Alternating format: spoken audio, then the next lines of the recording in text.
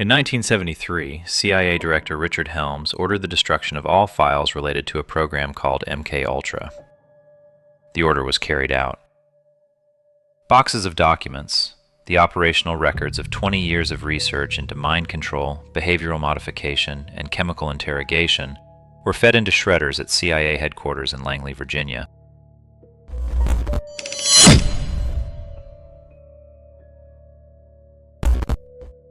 About 20,000 documents survived. They survived because someone, a clerk, an archivist, a person whose name was never recorded, filed them in the wrong place. They sat in a financial records archive, the one place the man who ordered the records destroyed would never think to look, until a Freedom of Information Act request in 1977 pulled them into daylight. The Central Intelligence Agency kept this secret for 20 years. It could not, in the end, keep it in the right drawer. What surfaced wasn't the conspiracy theory. It was the part the conspiracy theory had been too cautious to invent.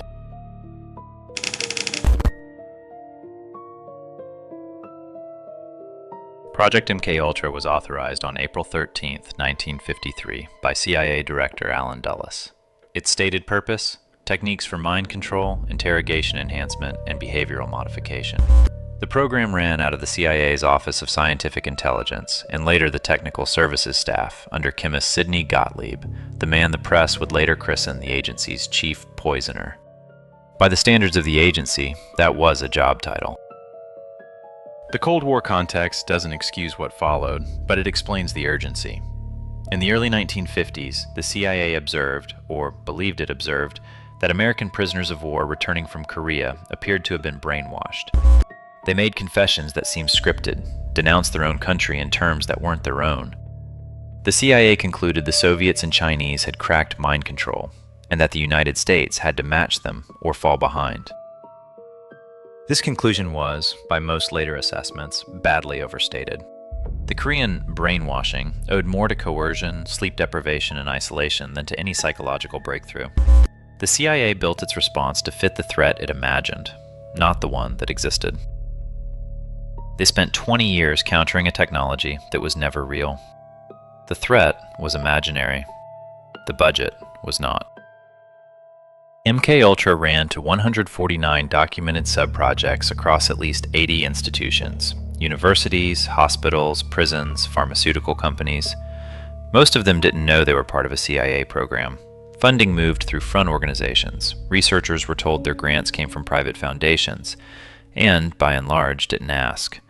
The secrecy was structural and total.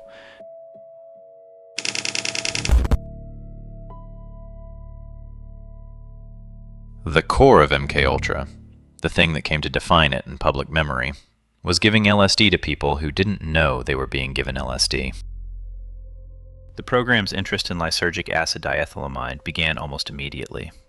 Gottlieb believed LSD might unlock mind control, a chemical to make a person suggestible, compliant, truthful, or simply incapacitated. The CIA reportedly tried to corner the entire world's supply from Sandoz laboratories in Switzerland.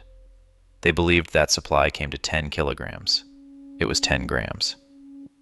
The agency assembled to master chemical interrogation had opened its masterwork by missing the unit conversion by a factor of 1,000. Then it tested the new compound on itself, before it tested it on anyone else.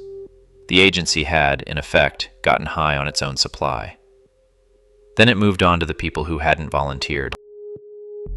LSD got the headlines, but it was never the whole program. Gottlieb's researchers also tested hypnosis, sensory deprivation, electroshock, and a long shelf of so-called truth drugs.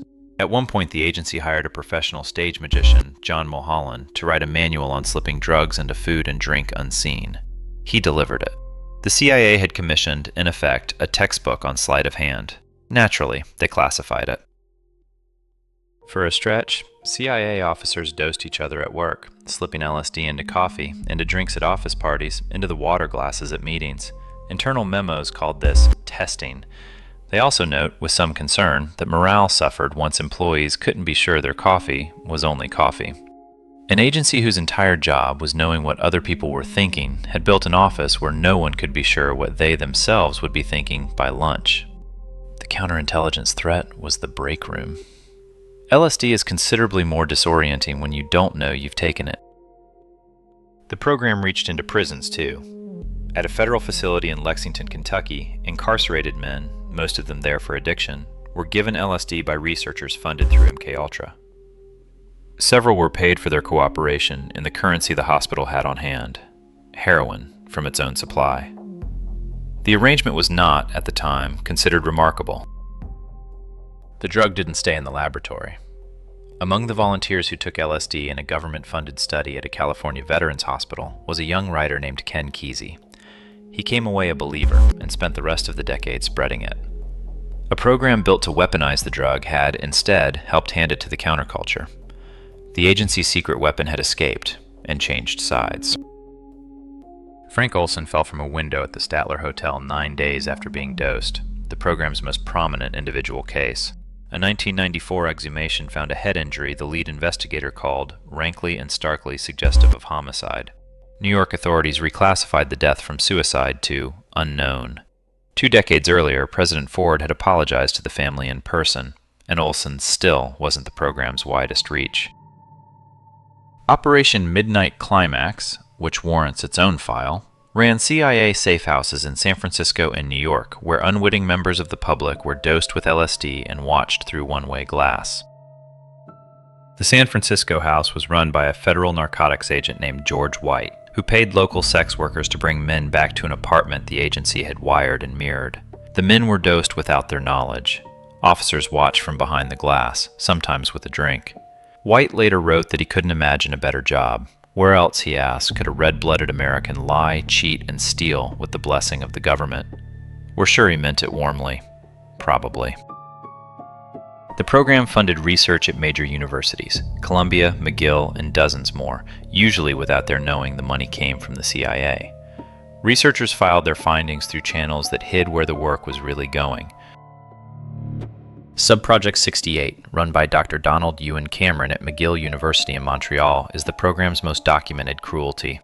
Cameron's patients, people who'd come in for mild depression and anxiety, were put through a procedure he called psychic driving. He placed them in medically induced comas for weeks, sometimes months. While they were under, looped audio played through speakers beneath their pillows, sometimes a single sentence, repeated hundreds of thousands of times.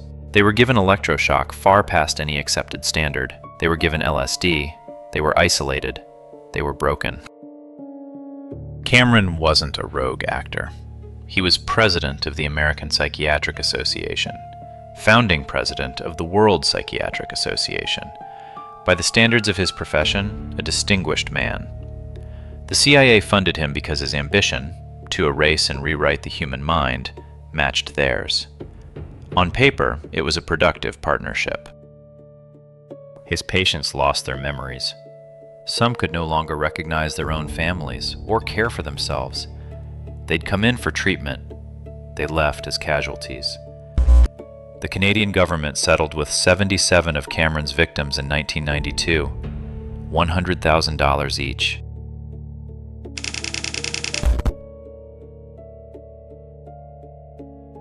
MKUltra isn't a conspiracy theory. It's a conspiracy. The distinction matters. The surviving record exists because of one man's persistence.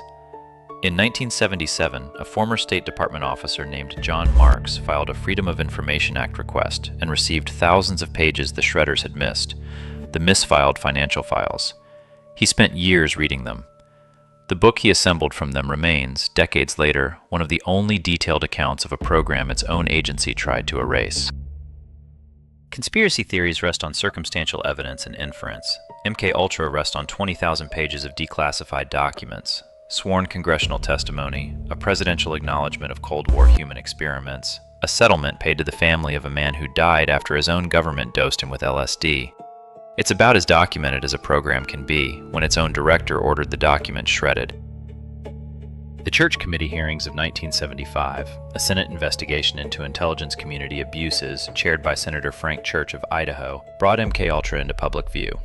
The 1977 hearings, triggered by the misfiled financial records, filled in the details. CIA Director Stansfield Turner testified before the Senate and acknowledged the program existed. He called the experiments totally abhorrent and noted in the same breath that the destroyed records made a full accounting impossible. Convenient. The question isn't whether it happened. It happened. The question is, what was in the files that didn't survive? 20,000 pages lived by accident. The archive someone chose to destroy was, by every estimate, far larger. The surviving record is damning. The shredded one, by implication, was worse. No one knows how many people were dosed, hospitalized, or harmed under MKUltra, because the records that would have counted them are gone. The victims who could be named were named by accident. A lawsuit here, a deathbed account there. The rest are a number someone made unknowable on purpose. No one involved in MKUltra was criminally prosecuted. Sidney Gottlieb retired from the CIA in 1973, the same year the files were destroyed, and spent his retirement raising goats and folk dancing in rural Virginia. He died in 1999. Cameron died in 1967, before any of it surfaced. Richard Helms, who ordered the files destroyed, pleaded no contest to 2 misdemeanor counts of failing to testify fully to Congress about CIA activities in Chile. He was fined $2,000. Retired colleagues passed the hat and paid it for him. 20 years of research, 20,000 pages saved by a filing error, 0 prosecutions. For all of it, MKUltra was, administratively, unremarkable. It had a budget line, a reporting structure, an annual review. Officers filed expense reports for the LSD. Somewhere in the file is a receipt, submitted and approved, for the compound that would go on to define the 1960s. The most unsettling thing in the surviving record may be how ordinary the paperwork looks.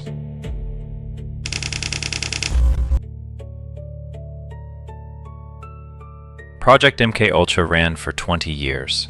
The American taxpayer paid for it. It was run on people who never consented, Americans, Canadians, and others.